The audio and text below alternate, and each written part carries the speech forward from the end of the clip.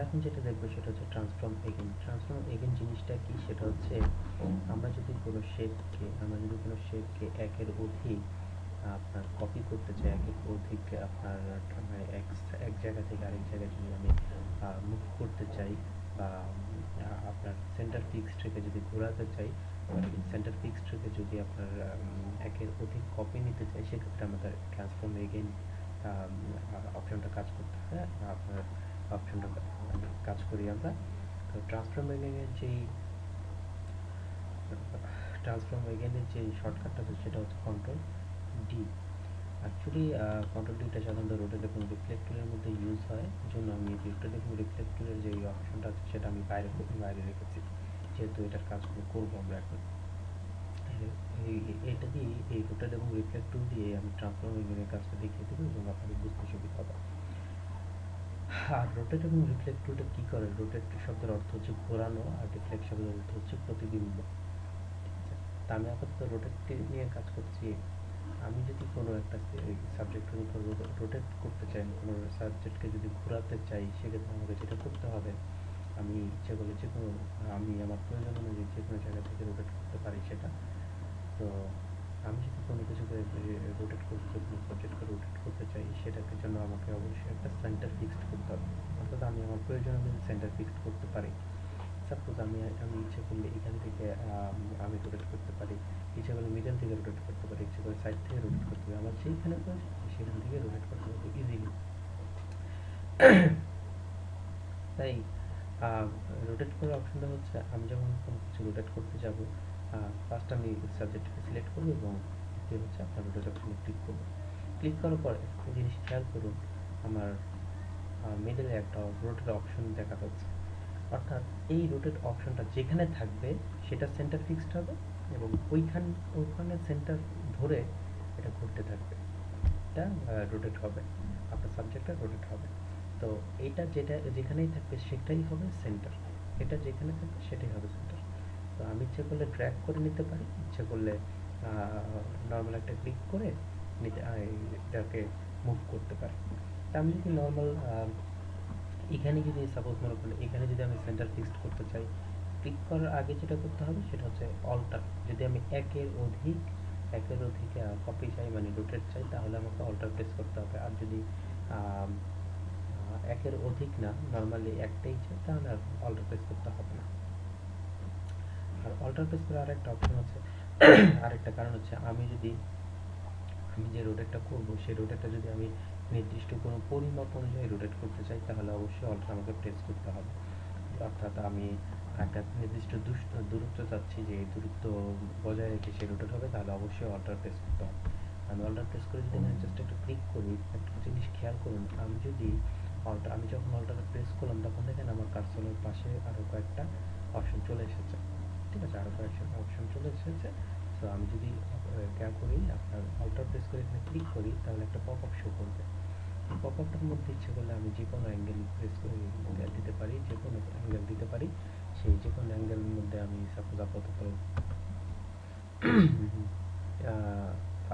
5 ডিস্টেন্সটা 5 দিচ্ছি, অ্যাঙ্গেলটা 5 দিচ্ছি, অর্থাৎ 5 অ্যাঙ্গেল দিলে আমার কী হয় ইচ্ছে করে আমি সেটা দেখে নিতে পারি। প্রিভিউ যদি ক্লিক করি, তাহলে আমাকে দেখাবে যে কতটুকু রোটেটটা হয়েছে, কতটুকু দূরত্বে গিয়ে আমার দ্বিতীয়টা তৈরি হবে। আমি তো স্যাটিসফাই যদি না হয়, আমি ইচ্ছে করলে এখান থেকে চেঞ্জ করতে পারবো, অর্থাৎ আমি আমার প্রয়োজন অনুযায়ী আমার অ্যাঙ্গেলটা এখানে কাজ করতে পারি। আমি মনে করি এটা আমার জন্য যথেষ্ট।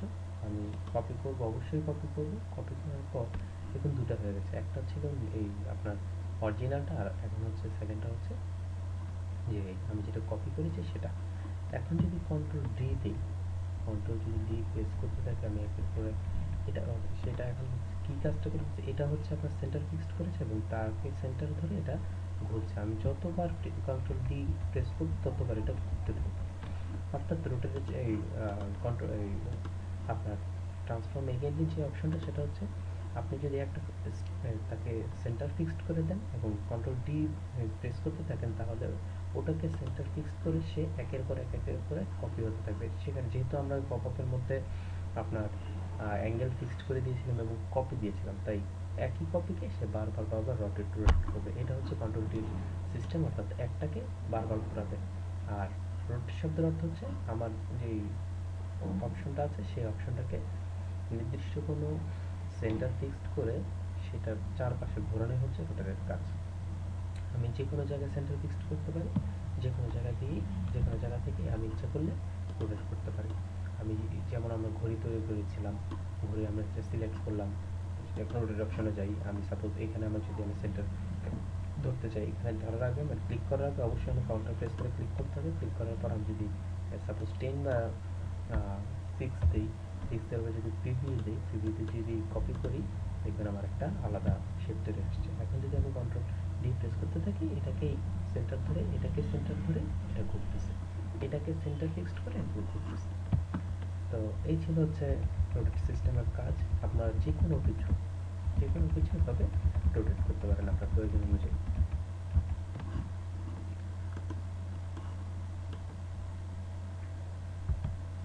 আর যে রিফ্লেক্ট অপশনটার অর্থ হচ্ছে প্রতিবিম্ব স্থাপন করা। অর্থাৎ আমি একটা শেপ নিয়েছি, আমি চাচ্ছি যে ঠিক সমান বিপরীত আরেকটি প্রতিবিম্ব হবে। আপনাদের এটা যদি একটা ছোট একটা উদাহরণ দেই, আমি যদি কোনো মানুষের আকৃতি বা কোনো একটা কিছুর অর্ধেক আমি তৈরি করলাম, সেম টু সেম যদি আমি বাকিটা করতে চাই, সেক্ষেত্রে রিফ্লেক্টটা অনেক কার্যকরী ভূমিকা পালন করে।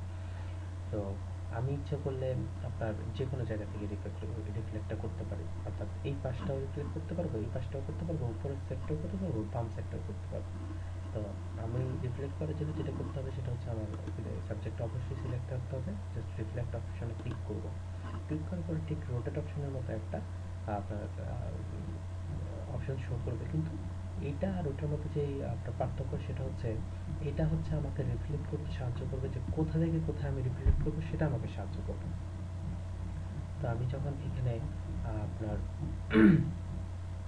ক্লিক করলাম, আমি যদি জাস্ট একটা ক্লিক করবো, আমি যদি রিফ্লেক্ট চাই, সেজন্য আমি যে পাশ থেকে যে পাশে রিফ্লেক্ট করতে চাই তার ফার্স্ট একটা অ্যাঙ্গেল পয়েন্ট আমি রিফ্লেক্ট ক্লিক করব।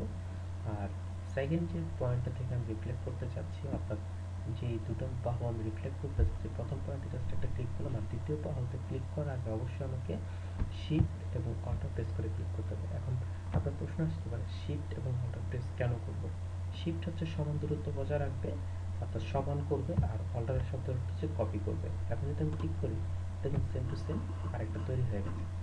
আমি ইচ্ছা করলে এই রিফ্লেক্টটা নির্দিষ্ট দূরত্ব বজায় রেখেও কাজ করতে পারি। সেজন্য আমি যদি একটা রুলার নিই, রুলার নিয়ে সাপোজ আমি চাচ্ছি যে 1 ইঞ্চি পরিমাণ দূরত্বে আমার আরেকটা রিফ্লেক্ট হবে, সেক্ষেত্রে অবশ্যই আমাকে যেটা করতে হবে সেটা হচ্ছে গাইডটাকে আমার গাইডটাকে অবশ্যই মিডলে রাখতে হবে, অর্থাৎ হাফ ইঞ্চি দূরে রাখতে হবে। আমার প্রয়োজন 1 ইঞ্চি, সেখানে আমি অবশ্যই হাফ ইঞ্চি দূরে এটা রাখবো।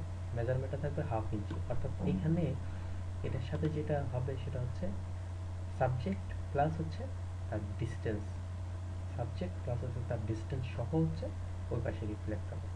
তাই আপনার যে যদি 1 ইঞ্চি বা 2 ইঞ্চি যতটুকু আপনার রিফ্লেক্ট প্রয়োজন হয় না কেন, ঠিক তার মিডলে একটা গাইডের মতো নিয়ে সেখানে আপনার যদি রিফ্লেক্ট করেন, রিফ্লেক্টটা পারফেক্ট হবে। এখন আমি যদি এটাকে রিফ্লেক্ট করতে চাই, সিলেক্ট করবো, সিলেক্ট করে রিফ্লেক্ট অপশনে যাব। এই এটাকে যদি আমি একটু ঠিক গাইডের মাঝামাঝি অবস্থায় ক্লিক করি, ক্লিক করার পর এবং অন্য একটা অংশে অপর একটা সাইডে যদি আমি শিফট এবং অল্টার প্রেস করে ক্লিক করি, দেখুন সেম দূরত্ব বজায় রেখে, অর্থাৎ সেম ডিস্টেন্স বজায় রেখে আমার ঠিক সমপরিমাণ আরেকটা শেপ তৈরি হয়ে গেছে। এভাবে আমরা রিফ্লেক্ট এবং রোটেট অপশনে কাজ করতে পারি।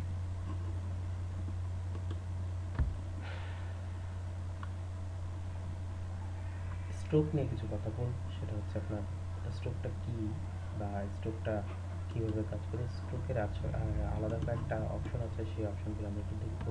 সেটা হচ্ছে আমি একটা শেপ নিলাম, আমি একটা লাইন টুল দিয়ে আমি একটা শেপ নিয়েছি। এখন আমি যদি স্ট্রোকটাকে একটু বাড়িয়ে দিই, বোঝার সুবিধার জন্য আমি যদি এখন স্ট্রোকটাকে বাড়িয়ে দিই, এখন এটা জাস্ট একটা লাইন টুল নিলাম, আর নিচে আমি একটা রেক্টেঙ্গুলার নিচ্ছি, রেক্টেঙ্গুলার শেপ নিচ্ছি এবং স্ট্রোকটাকে বাড়ানো হবে। কারণ আমি যদি এটাকে জুম করি সরি, আমি যদি এটাকে জুম করি মানে জুম করার উদ্দেশ্য হচ্ছে আপনারা যাতে ঠিকমতো বুঝতে পারেন। ফার্স্ট এটাকে সিলেক্ট করি। এখন আপনার স্ট্রোকের যে অপশনটা সেটা আমরা কোথায় পাবো, সেটা আমরা জানি যে উইন্ডোজে যাব, উইন্ডোজ থেকে গিয়ে স্ট্রোক যে অপশনটা আছে সেই অপশনটাতে যাব, একটা পপ আপ আসবে। এই পপ আপটা অ্যাকচুয়ালি ফুল পপ আপ না, সেজন্য আমরা অবশ্যই সাইডে ক্লিক করে শো অপশন ক্লিক করলে ফুল পপ আপটা পাবো। এখন একটা জিনিস খেয়াল করেন যে এই পাশে কিছু হাইলাইটস করা আছে, অর্থাৎ হালকা কালো আছে, অর্থাৎ এগুলো এখন ইউজ হচ্ছে। এখন ফার্স্ট যে অপশনটা আছে সেটা হচ্ছে হোয়াইটটা হচ্ছে 7 পয়েন্ট আছে, অর্থাৎ আমার যে স্ট্রোকটা আছে সেটা আমি 7 পয়েন্ট আছে, ইচ্ছে করলে এখান থেকে আমি স্ট্রোকের পয়েন্টটা আরও বাড়াতে পারবো, ঠিক আছে। আর দ্বিতীয় যে অপশনটা আছে সেটা হচ্ছে ক্যাপ জিনিসটা কি, সেটা হচ্ছে আমার যে স্ট্রোকটা আছে সেই স্ট্রোকের সামনে যদি আমি ইচ্ছে করলে রাউন্ডেড বা এই নর্মাল নর্মাল আপনার প্রজেক্টিং ক্যাপ যদি ইউজ করতে চাই, নর্মাল প্রজেক্টিং ক্যাপ যদি ইউজ করতে চাই, তাহলে এখানে ইউজ করতে পারবো। অর্থাৎ এইখানে এখানে যে এই সব জায়গাটা আছে সেটা হচ্ছে, দেখুন আমার স্ট্রোকটার মাথা অর্থাৎ পাতের মাথাটা একদম যেখান থেকে শুরু হয়েছে স্ট্রোকটা সেখানে আছে। ইচ্ছা করলে আমি একটু বর্ধিত অংশ নিতে পারি, সেটা কীভাবে সিলেক্ট করে আপনি যদি ক্যাপের ফার্স্ট রাউন্ডটার মধ্যে ক্লিক করেন, দেখুন রাউন্ড চলে আসছে। আর যদি পাশেরটার মধ্যে ক্লিক করেন, দেখুন হালকা বর্ধিত একটা অংশ চলে আসছে। এটা হচ্ছে আপনার ক্যাপের সিস্টেম।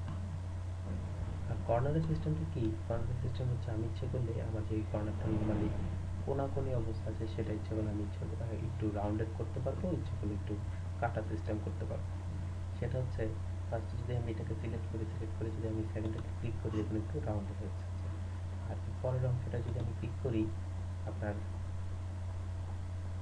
বিভেল জয়েন্টে যদি আমি ক্লিক করি, দেখুন হালকা একটু মানে কার্ভের মতো হয়ে যাচ্ছে, কাটার মতো হয়ে যাচ্ছে সময়।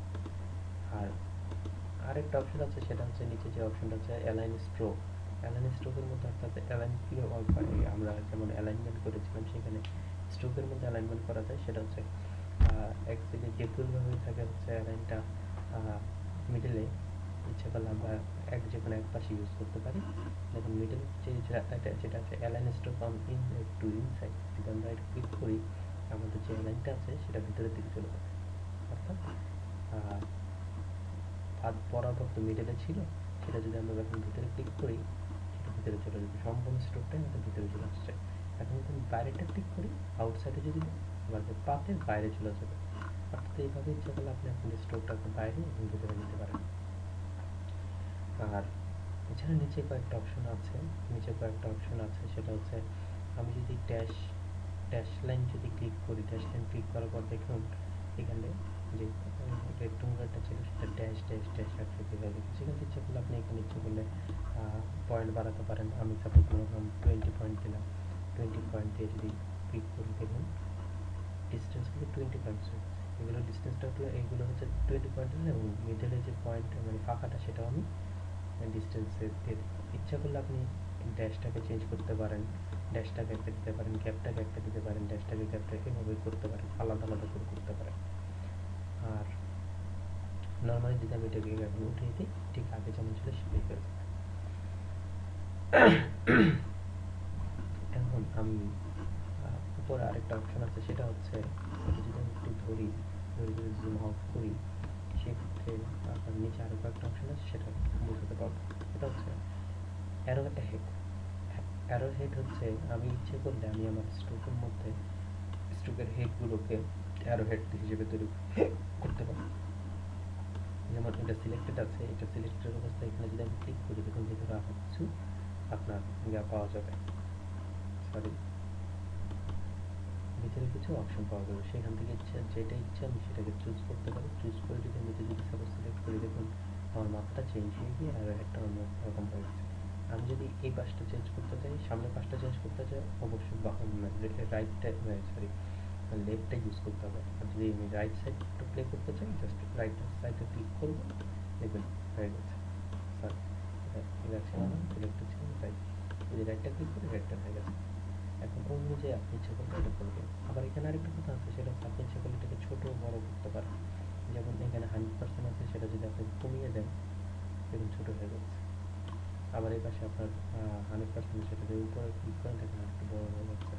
ইচ্ছা করলে এই পাশেটা আপনি ছোটো করতে পারেন। এভাবে আপনি ছোটো বড় করতে পারেন, ইজিলি ছোটো বড় করতে পারেন। আপনার প্রয়োজন অনুযায়ী আপনি এটাকে চেঞ্জ করবে। আর এই পাশে শুধু যে এক পাশের অ্যারো তা না, দুই পাশের অ্যারোই আছে, সামনে পেছন করার জন্য অ্যারো আছে, সব ধরনের কিছু করার আছে। এই ইফেক্ট ইচ্ছে করলে আমরা রেক্টেঙ্গল টুলের মতো ইউজ করতে পারি। সাপোজ আমি যদি এখান থেকে এটাকে ক্লিক করি, দেখুন এটাকে স্টার্টিং পয়েন্ট ধরেছে। আর এখন যদি আমি এই পাশটার মধ্যে এই শ্যাডোটা ইউজ করি, এই ইফেক্টটা দিই, তখন এটাকে স্টার্টিং করেছে, যে এটাকে এন্ডিং পয়েন্ট ধরেছে। আপনি ইচ্ছা করলে এন্ডিং পয়েন্টটা কমাতে পারেন, বাড়াতে পারেন, আপনার ইচ্ছা মতো আপনি কাজ করতে পারেন, কোনো সমস্যা নেই। ইচ্ছা করলে এখানে গ্যাপ লাইন ইউজ করতে পারেন, কোনো গ্যাপ লাইন ইউজ করতে পারেন, কাজ করতে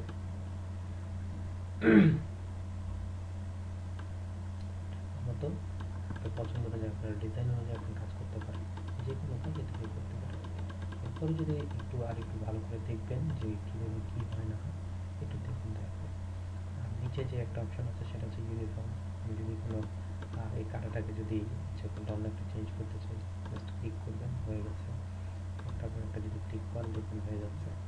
দেখুন শেপগুলো চেঞ্জ হচ্ছে, কিছু ডেকোর কিছু শেপ দেওয়া আছে আর কিছু। এগুলি দেখবেন, অবশ্যই দেখে আপনার প্র্যাকটিস করবেন, আশা করি আরও ভালো রেজাল্ট করতে পারবেন।